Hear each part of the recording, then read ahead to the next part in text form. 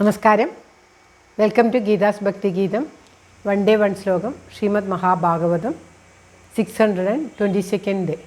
Today 14th sloka of Pradhama Skandam 4th chapter.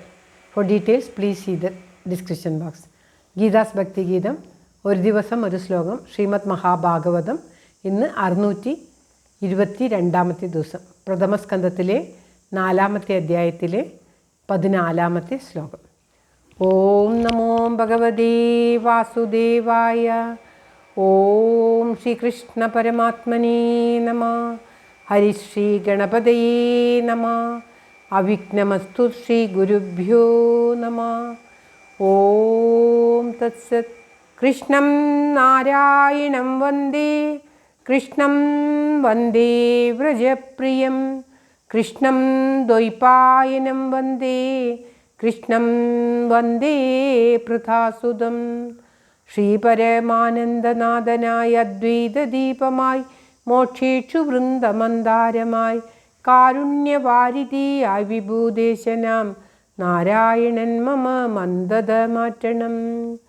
ഓം തത്സത്. ശ്രീമദ് മഹാഭാഗവതം പ്രഥമസ്കന്ധത്തിലെ 4ാമത്തെ അധ്യായത്തിലെ 14ാമത്തെ ശ്ലോകം. സൂത ഉവാച. ദ്വാപരേ സമനുപ്രാപ്തേ തൃതീയേ യുഗപര്യേ ജാതപരാശരാദ്യോഗി വാസവ്യാം കലയാ ഹരേഃ. സൂത ഉവാച.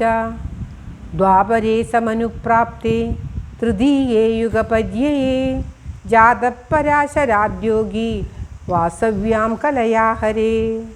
ഓം ശ്രീകൃഷ്ണായ നമഃ. ദ്വാപരത്തിൽ സമനുപ്രാപ്തേ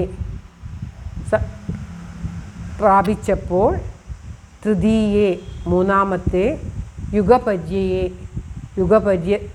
യുഗപരിവർത്തനത്തിൽ ജാത ജനിച്ചു.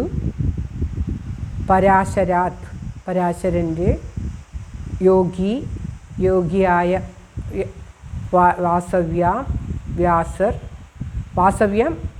വാസവിയിൽ കലയാ ഹരേ.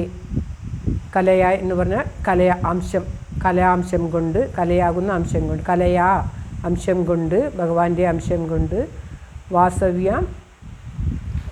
വാസവിയുടെ സത്യവതിയെയാണ് സൂചിപ്പിക്കുന്നത്.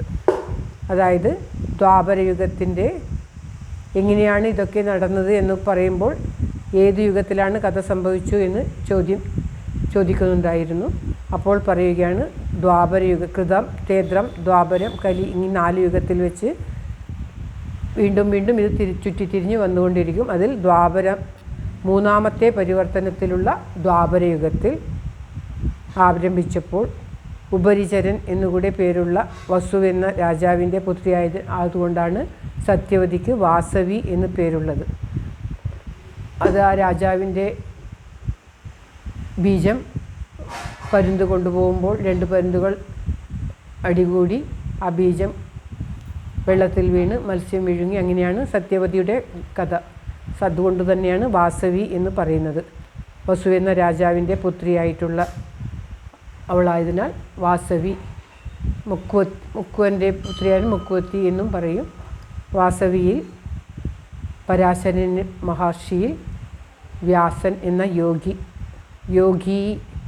എന്ന് പറഞ്ഞാൽ യോഗിയായ വ്യാസർ ജനിച്ചു.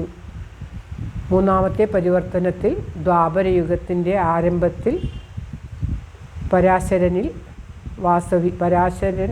വാസവിയിൽ ഹരിയുടെ അംശമായിക്കൊണ്ട് യോഗിയായ വ്യാസർ ജനിച്ചു എന്നാണ് ഈ ശ്ലോകത്തിൻ്റെ അർത്ഥം. ശ്ലോകം ഒരിക്കൽ കൂടി. സൂത ഉവാച. ദ്വാപരേ സമനുപ്രാപ്തേ തൃതീയേ യുഗപര്യേ ജാതപരാശരാദ്യോഗി വാസവ്യാം കലയാ ഹരേഃ. ഓം തത്സത്. സർവത്ര ഗോവിന്ദനാമ സങ്കീർത്തനം. ഗോവിന്ദ ഗോവിന്ദ. ഓം നമോ ഭഗവതേ വാസുദേവായ. ഓം ശ്രീകൃഷ്ണ പരമാത്മനേ നമഃ. എല്ലാവരുടെയും നന്മയ്ക്കും ആയുരാരോഗ്യ സൗഖ്യത്തിനുമായി പ്രാർത്ഥിച്ചുകൊണ്ട് സമർപ്പിക്കുന്നു. ഓം തത്സത്.